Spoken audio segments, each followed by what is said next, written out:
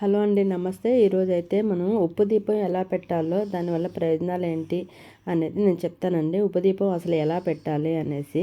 ఫస్ట్గా అయితే నేను దేవుని పటాలన్నీ నీట్గా క్లీన్ చేసేసుకొని శుభ్రంగా తుడిచేసి దానికి పసుపు కుంకుమ పెట్టేసి, అలాగే పూజా సామాగ్రికి కావాల్సినటువన్నీ నేను నీట్గా క్లీన్ చేసుకొని దానికి పసుపు కుంకుమ అది పెట్టానండి. అలాగే ఉప్పు దీపానికి 2 ప్లెయిన్ ప్రమిదలు తీసుకున్నానండి. ఆ ప్రమిదలు నీట్గా కడిగి పసుపు కుంకుమ పెట్టాను. పెట్టిన తర్వాత మనమైతే ఈ ఉప్పు ఉంది కదండి, ఉప్పు తీసుకొని దాంట్లో ఒక ప్రమిదలో వేసుకున్నాను.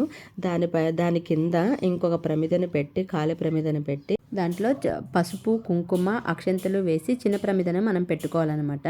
నూనె వేసి దాంట్లో 3 ఒత్తులు వేసేయాలండి. వేసిన తర్వాత మిగతా నేను పూజ సామాగ్రికి కావాల్సినటువన్నీ నేను అరేంజ్ చేసుకున్నానండి. పసుపు కుంకుమ, పంచపాత్ర, అక్షంతలు, గంధము, ధూప్ స్టిక్స్, కర్పూరము, అగరత్తులు ఇవన్నీ అరేంజ్ చేసుకున్న తర్వాత నేను ఉప్పు దీపాన్ని ఎలా అలంకరించానో మీరు ఒకసారి చూడండి వీడియోలో.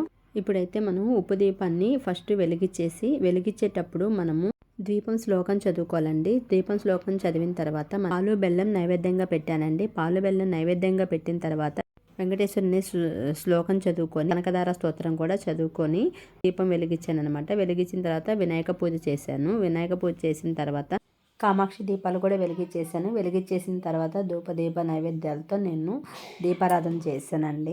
ఇలా దీపారాధన చేసిన తర్వాత మనం ఏదైనా కానీ ఉప్పు దీపం వెలిగించేటప్పుడు గట్టిగా కోరికను కోరుకొని మనం ఈ దీపాన్ని వెలిగించి మనం దీపారాధన చేసుకుంటే మనం కోరుకున్నదల్లా ఫలిస్తుంది అనేసి ఈ దీపాన్ని వెలిగిస్తారన్నమాట.